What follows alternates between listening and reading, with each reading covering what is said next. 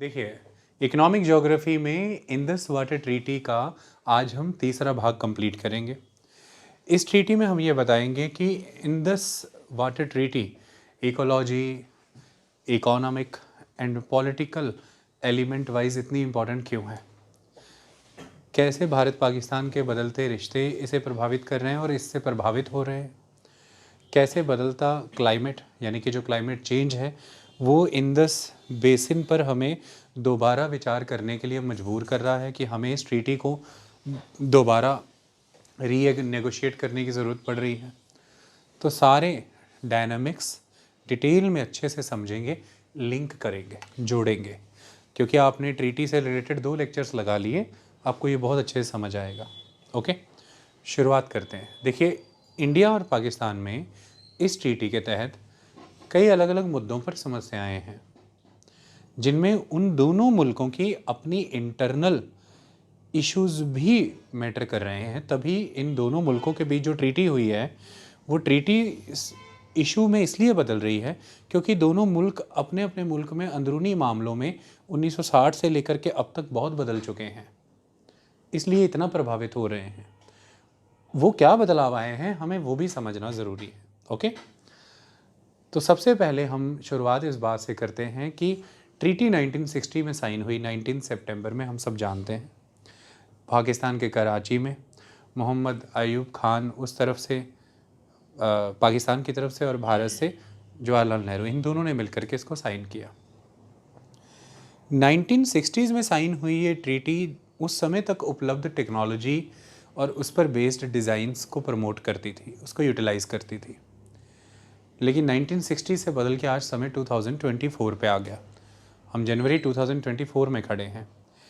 ऐसे में इन 60 वर्षों के दौरान टेक्नोलॉजी बहुत बदल चुकी, डिज़ाइन, आर्किटेक्चरल सिस्टम चेंज हो चुका है। लेकिन ट्रीटी क्योंकि रीनेगोशिएट ही नहीं हुई तब से लेकर के अब तक, आप आज भी उन्हीं शर्तों पर काम करते जा रहे हैं जो शर्तें 1960 में निर्धारित कर ली गई थी, 1960 तक उपलब्ध टेक्नोलॉजी के बेस पर। यानी कि 1960 तक आपके पास जो टेक्नोलॉजी अवेलेबल थी, जो डिज़ाइंस अवेलेबल थे, डैम्स को लेके, वाटर स्टोरेज को लेकर के, हाइड्रो इलेक्ट्रिक प्रोडक्शन सिस्टम को लेकर के, आप आज भी मजबूर हैं उन्हीं शर्तों के तहत चलने के लिए। ख़ास तौर पर किन मामलों में कौन मजबूर है ज़्यादा? वो मजबूर है जिसको अनरिस्ट्रिक्टेड राइट्स नहीं है, जिसके राइट्स रिस्ट्रिक्टेड हैं। जैसे ईस्टर्न रिवर कॉम्प्लेक्स को लेकर के इंडिया के पास अनरिस्ट्रिक्टेड राइट्स हैं, वहीं वेस्टर्न रिवर्स को लेकर के पाकिस्तान के पास अनरिस्ट्रिक्टेड राइट्स हैं। वेस्टर्न रिवर्स यहाँ पर इंदस है, झेलम है, चेनाब है। ईस्टर्न रिवर्स यहाँ पर रावी है, ब्यास है, सतलुज है। तो वेस्टर्न रिवर्स क्योंकि पाकिस्तान को मिली है, ईस्टर्न रिवर्स इंडिया को मिली है, तो वेस्टर्न रिवर्स पर तो पाकिस्तान के अनरिस्ट्रिक्टेड राइट्स हैं। तो ऐसे में वो तो बाउंड नहीं है वेस्टर्न रिवर्स पे लगे किसी भी प्रोजेक्ट को लेकर के 1960 की ट्रीटी की शर्तों से। एग्जाम्पल के तौर पर अगर पाकिस्तान इंदस पर, झेलम पर, चेनाब पर कोई भी प्रोजेक्ट लगाता है, हाइड्रो इलेक्ट्रिक प्रोजेक्ट लगाता है, बिजली बनाने का प्रोजेक्ट लगाता है, तो क्योंकि पाकिस्तान का तो एक्सक्लूसिव राइट है उन नदियों पर, अनरिस्ट्रिक्टेड राइट है उन नदियों पर, तो पाकिस्तान तो मौजूदा समय में उपलब्ध टेक्नोलॉजी इस्तेमाल करेगा, क्योंकि वो तो बाउंड नहीं है किसी भी शर्त से उन पानियों को लेके। लेकिन उसी पानी पर, उसी इंदस, उसी झेलम, उसी चेनाब के पानी पर कुछ राइट्स इंडिया को भी दिए गए हैं शर्तों के साथ। इसलिए इंडिया के राइट्स रिस्ट्रिक्टेड हैं वेस्टर्न रिवर्स पर। वो शर्तें, राइट्स क्या हैं? आप नॉन कंजम्पटिव यूज़ कर सकते हैं इंदस, झेलम और चेनाब और इनके ट्रिब्यूटरीज़ का नॉन कंजम्पटिव यूज़ कर सकते हैं, डोमेस्टिक यूज़ कर सकते हैं, एग्रीकल्चर यूज़ भी हो सकता है और हाइड्रो इलेक्ट्रिक प्रोडक्शन भी कर सकते हैं। But there are many conditions imposed on India, because India is limited by those conditions, because there is a restrictive use with India, because those rivers are available to the Pakistan. तो वो restrictions जो India पे impose हुई हैं, वो restrictions 1960 में जब treaty conclude हुई है, उस समय तक जो शर्तें बनी, उस समय तक के विज्ञान पर, टेक्नोलॉजी पर आधारित शर्तें, इंडिया बाउंड है उनसे।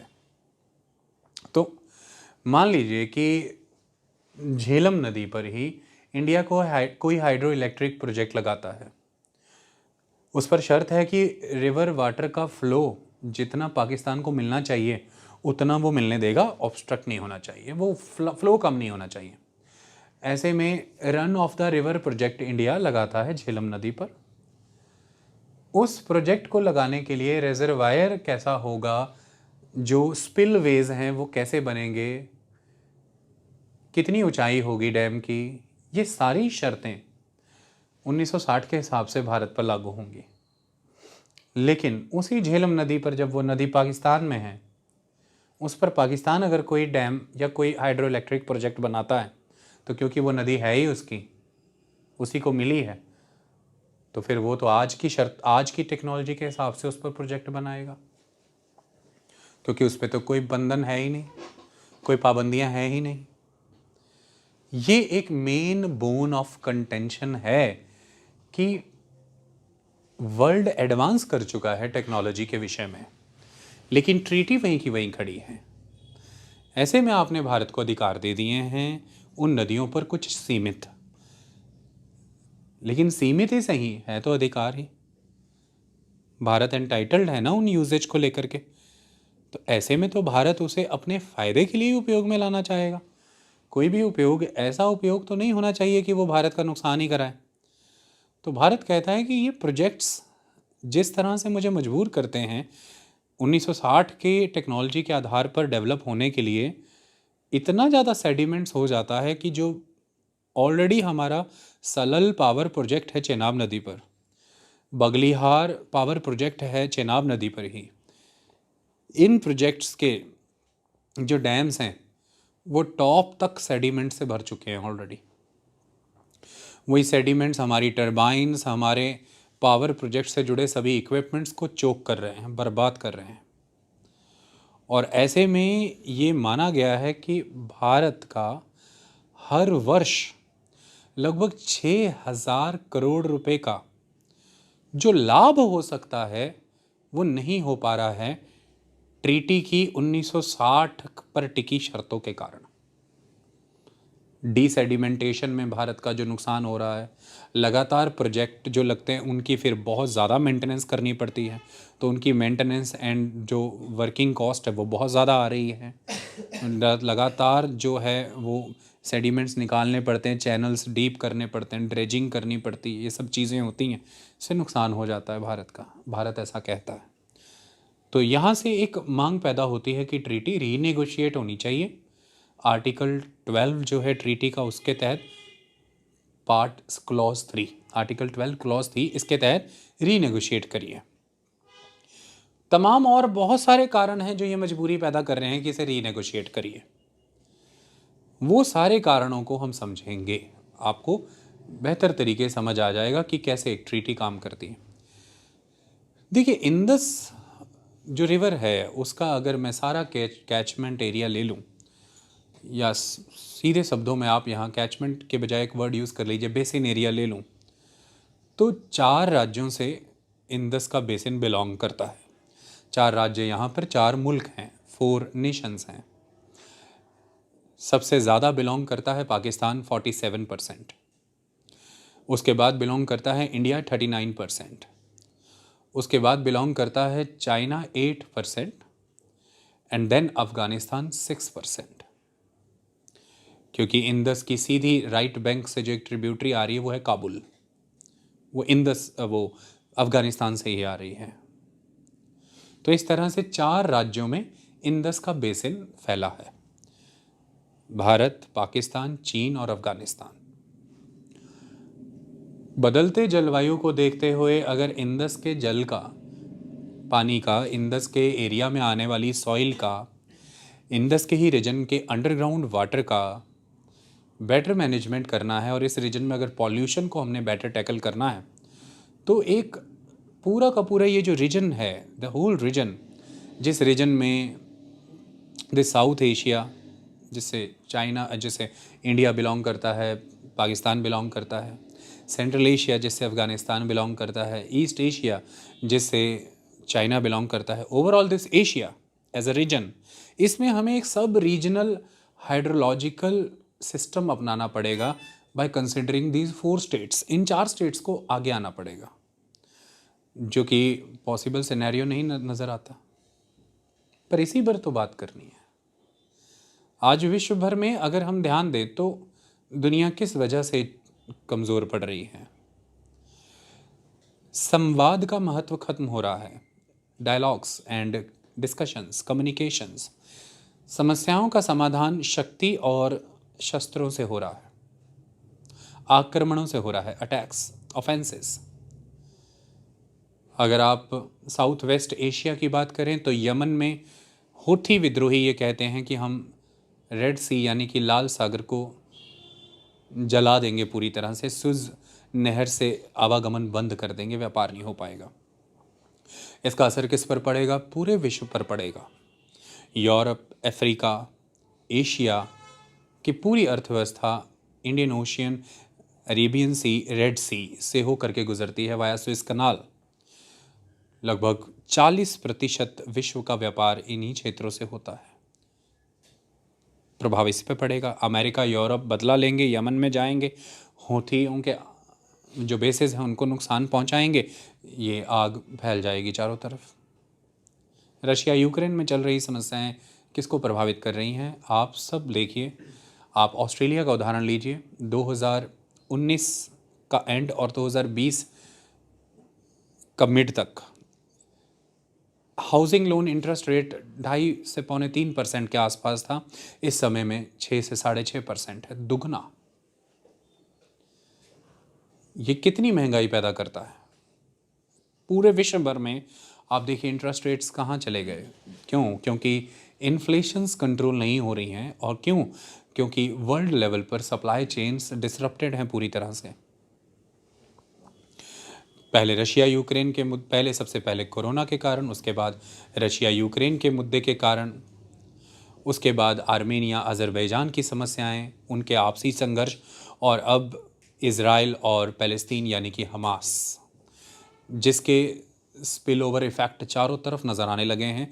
चाहे वो लेबनान में हिजबुल्लाह का इंगेज होना है, चाहे ईरान पर बमबारी और अब ईरान का इंगेज होना है, चाहे वो साउथ वेस्ट एशिया में यमन का यानी कि हूथियों का इंगेज होना है। तो चारों तरफ आप देख सकते हैं कि this is spilling to the other areas localized from Israel and the Hamas. Now it is spilling to the other areas. The reason is the organizations, the international organizations, the platforms, they are not working properly. Dialogues are not there. संवाद की भारी कमी है।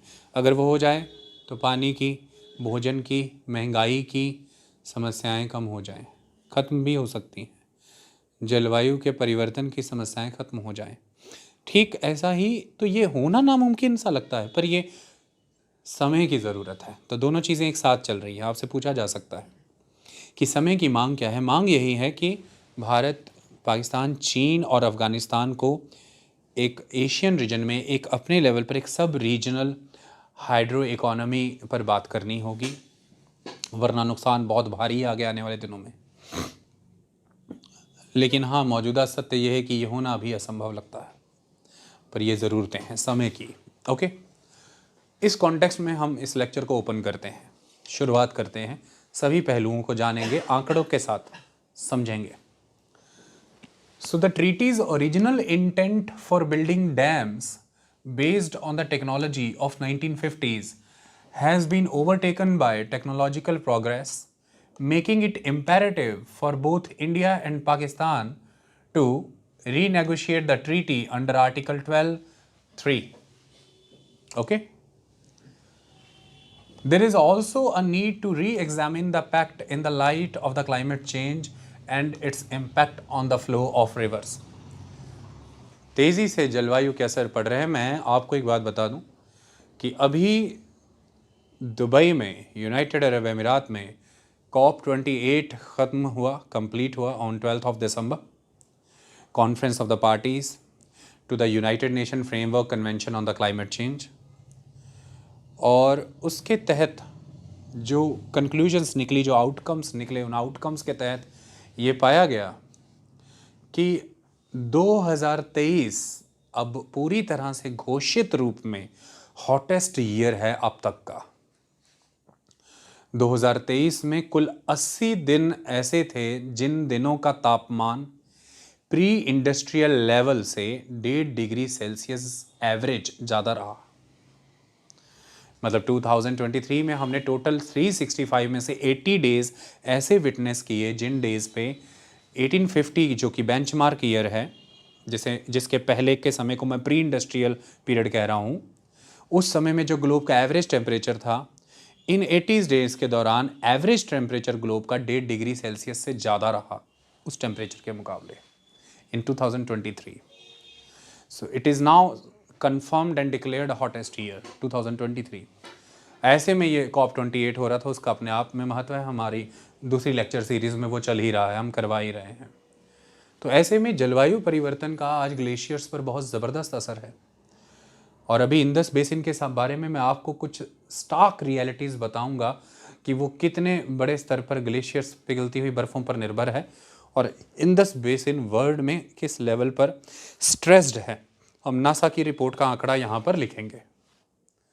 तो बदलते जलवायु का तो उस समय में कोई विचार ही नहीं था। ट्रीटी के समय में जब इंडस वाटर ट्रीटी 1960 में आई, तब कहाँ थी क्लाइमेट चेंज की कोई कल्पना इस पृथ्वी पर? मुझे बताइए। ये तो खुद अंतर्राष्ट्रीय मंचों पर ही अगर देखें तो 1970 के दशक की देन है। क्लाइमेट को कंजर्व करने को लेकर के या क्लाइमेट के विषय में बात करने को लेकर के जो भी कोई कॉन्फ्रेंसेस या बातचीत होनी शुरू हुई तो खुद 1970s के दौर में होनी शुरू हुई। और पहली शुरुआती कोई बड़ी चीज़ें अगर ली गई हैं तो वो 1980 के दशक में मॉन्ट्रियल प्रोटोकॉल है, या 1992 में जो अर्थ समिट हमने किया रायो डी जनेरो में, ब्राज़ील में, जिसी से जन्मा है United Nation framework convention on climate change. तो 1992 की बात है, ट्रीटी 1960 की। उस समय में विजन के अंदर क्लाइमेट चेंज को इंक्लूड ही नहीं किया गया, तो वो ट्रीटी में भी नज़र नहीं आता है। लेकिन आज क्लाइमेट चेंज एक सच है, उसका नदियों के बहाव पर एक सच्चा असर दिख रहा है। और जब नदियों के बहाव पर अंतर पड़ जाएगा, मान लीजिए वो पहले शुरुआती दौर में जब बर्फ़ पिघलेगी तो नदियों का बहाव एकदम से बढ़ेगा, लेकिन उसके बाद फिर वो एकदम से घटेगा और जो sources of flow of water हैं वो श्रिंक कर जाएंगे तब तक, और दोबारा बनने की उम्मीद भी नहीं है। तो जब flow of water he compromise हो जाएगा रिवर्स का, तो फिर ट्रीटी की शर्तें कैसे पूरी हो पाएंगी जिसके आधार पर पानी का बंटवारा किया गया है? तो this is the time to renegotiate it under the light of the changing climate. This is required because इसने और बहुत से समीकरण बदल दिए हैं भारत पाकिस्तान के अंदर। ये पहले वाली सिचुएशन नहीं है अब। Okay, and that is why conflict हो रहे हैं, दैट इज़ वाई प्रॉब्लम्स हो रही है। So there is also a need to re examine the pact in the light of the climate change and its impact on the flow of rivers. एक बड़ा मुद्दा समस्या का यहाँ भी छुपा है जो मैं अब पढ़ने जा रहा हूँ। वो क्या? देखिए, हुआ ये कि अगर ट्रीटी के तहत पानी के डिवीजन को देखें तो वेस्टर्न रिवर्स दे दी गई पाकिस्तान को, ईस्टर्न रिवर्स दे दी गई इंडिया को। वेस्टर्न रिवर्स का पानी पाकिस्तान का, ईस्टर्न रिवर्स का इंडिया का। सिंपल कहानी है बस। ऐसे में ईस्टर्न रिवर्स के वजह से जो पानी भारत को मिला, वो पानी कितना मिल रहा है? 40.7 बिलियन क्यूबिक मीटर या 33 मिलियन एकड़ फीट, MAF, या तो 40.7 BCM कह लीजिए इसे, बिलियन क्यूबिक मीटर, या 33 MAF यानी कि मिलियन एकड़ फीट कह लीजिए आप। ये कुल पानी भारत को via the eastern river block मिल गया। पाकिस्तान के हिस्से कितना पानी गया? पाकिस्तान के हिस्से पानी गया वेस्टर्न रिवर्स के वाया 166.5 बिलियन क्यूबिक मीटर या 135 मिलियन एकड़ फीट। लेकिन ये बंटवारा ऐसा माना जाता है हेवीली डिस्प्रपोर्शनेट है। ये हेवीली डिस्प्रपोर्शनेट है। इसको लेकर के भी आज आप देखें तो पंजाब, हरियाणा, राजस्थान की राजनीति सरगर्माई रहती, हर समय सरगर्मियां बनी रहती हैं। आरोप लगते हैं लगातार केंद्र की सरकारों पर उस समय में कंक्लूड की गई इंडस वाटर ट्रीटी पर कि ये विजनरी मैनर में ट्रीटी कंडक्ट ही नहीं की गई, ऐसा कहा जाता है, आरोप लगते हैं। इवन कई जगहों पर तो इसी ट्रीटी के कारण सरकारों को कुछ राज्यों के किसानों को खेतीबाड़ी को कॉम्पनसेशन भी देना पड़ा क्योंकि नुकसान हो गए। नुकसान कैसे हो गए?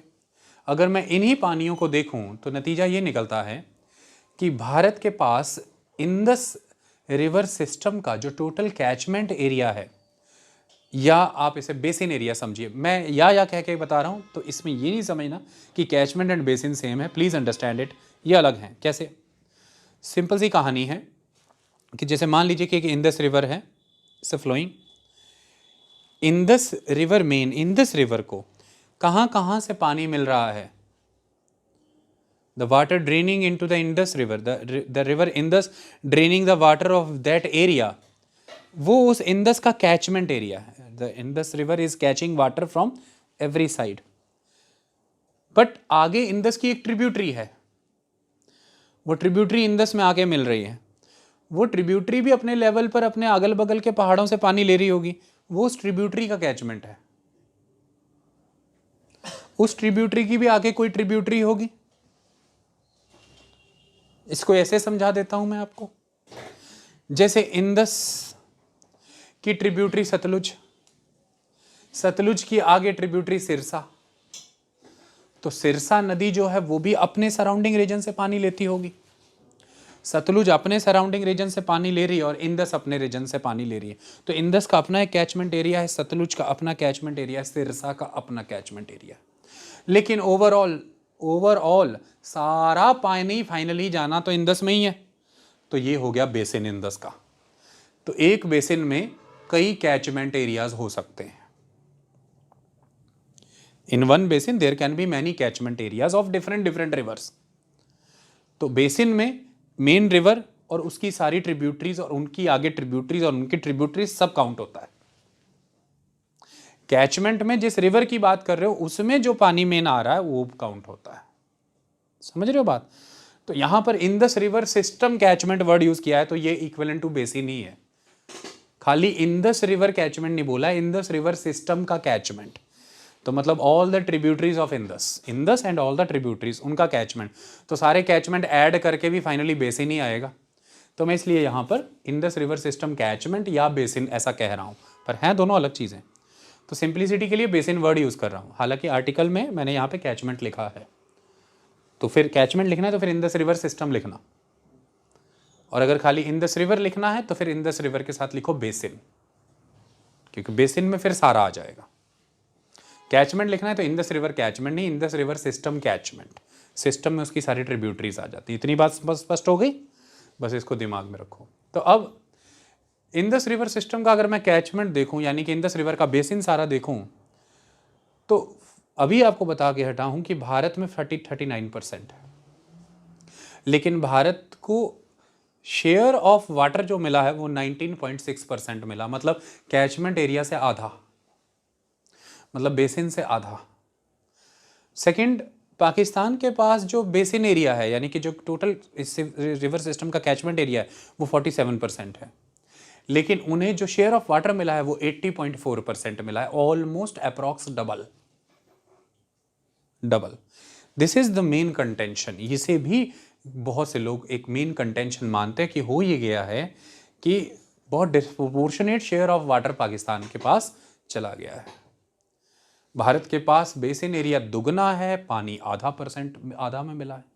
उनके पास बेसिन एरिया आधा है, पानी दुगना दे दिया गया है पाकिस्तान को। इस वजह से इस ट्रीटी के बाद बहुत से राज्य ऐसा मानते हैं, पंजाब, हरियाणा, राजस्थान में आज जो पानी के बंटवारों को लेकर के जंग चल रही है, समस्याएं चल रही हैं, कॉन्फ्लिक्ट है, तो बहुत से विश्लेषक यानी कि बहुत से एनालिस्ट ये मानते हैं कि इसके पीछे का मूल कारण है इंडस वाटर ट्रीटी में दिया गया disproportionate share of water to the Pakistan, क्योंकि ये राज्य इंडस रिवर बेसिन का हिस्सा है। आई बात समझ में? ये कहानी है, ये एक सत्य है, और इन्हीं राज्यों में आए हैं भारी बड़े बदलाव। ओके, तो ये एक मेन कंटेंशन है that India was allowed exclusive use of the waters of the eastern rivers, that is 40.7 billion cubic metre or 33 million acre feet. Pakistan was allowed to utilize the whole of the western rivers which was estimated at 166.5 billion cubic meter, that is 135 million acre feet. India is allowed only around 19.6% of the water share of river Indus system, though it has almost double the catchment area of this percentage, that is 39%. On the other hand, Pakistan receives around 80.4% of the water, having around half of the catchment area of this percentage, that is 47%. The catchment area is 47%. This is the main conflict. Okay, एक ये भी reason है conflict का. अब इसमें कुछ data के via आपको बताया गया है कि ये समस्याएं हो भी रही हैं. रीनेगोशिएशन की एक नीड इन डाटा से भी निकल रही. 2019 का पाकिस्तान के द्वारा दिया गया डाटा यूटिलाइज किया गया. वो क्या बताता है? वो ये कहता है कि पाकिस्तान की ऑफिशियल रिपोर्ट कहती है कि पाकिस्तान को 168.6 बिलियन क्यूबिक मीटर पानी तो मिला वेस्टर्न रिवर से. 168.6 बिलियन क्यूबिक मीटर पानी मिल गया वेस्टर्न रिवर से.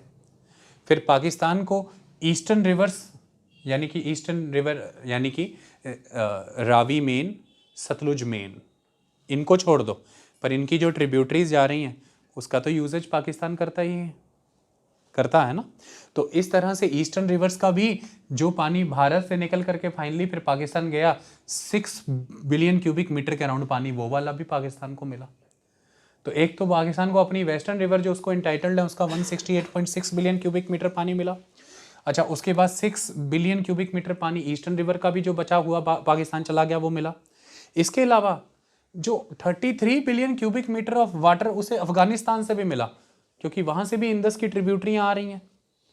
तो टोटल मिला जुला के जो पाकिस्तान की ऑफिशियल रिपोर्ट बताती है कि 2019 का अगर आंकड़ा ले लें तो जो पानी मिला है वो है 207.2 बिलियन क्यूबिक मीटर, जिसमें से almost 50 billion cubic metre Arabian sea में ऐसा ही चला गया. क्यों?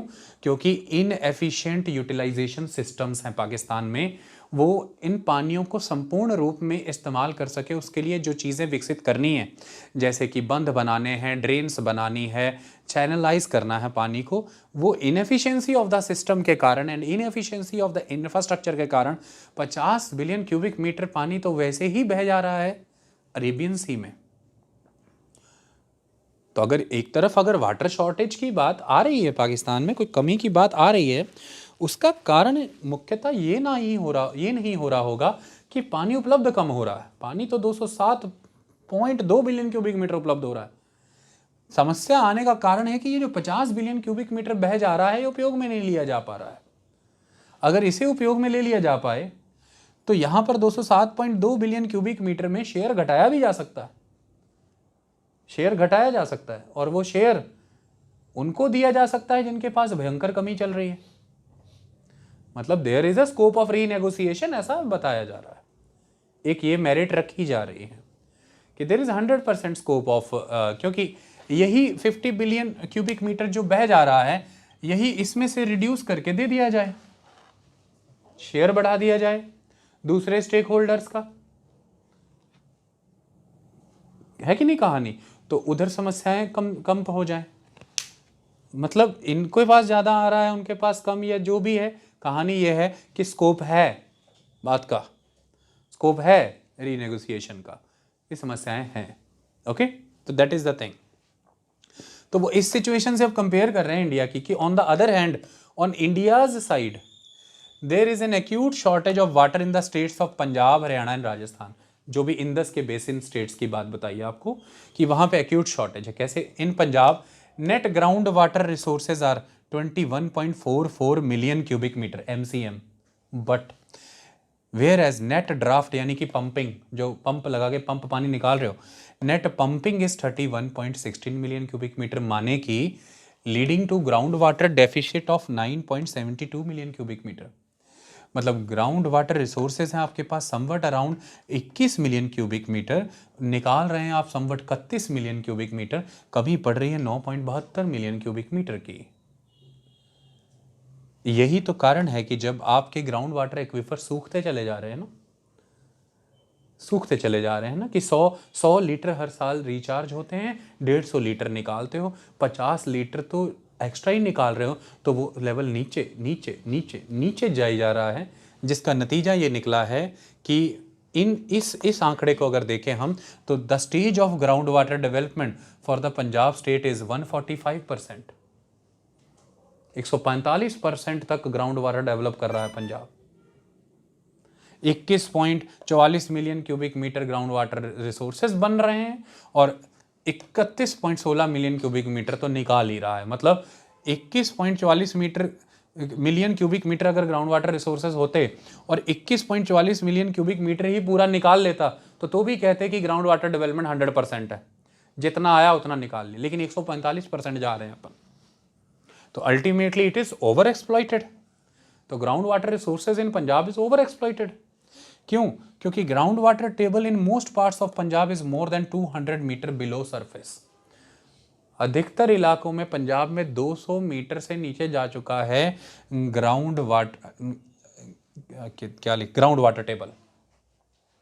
आई बात समझ में? That is the reality.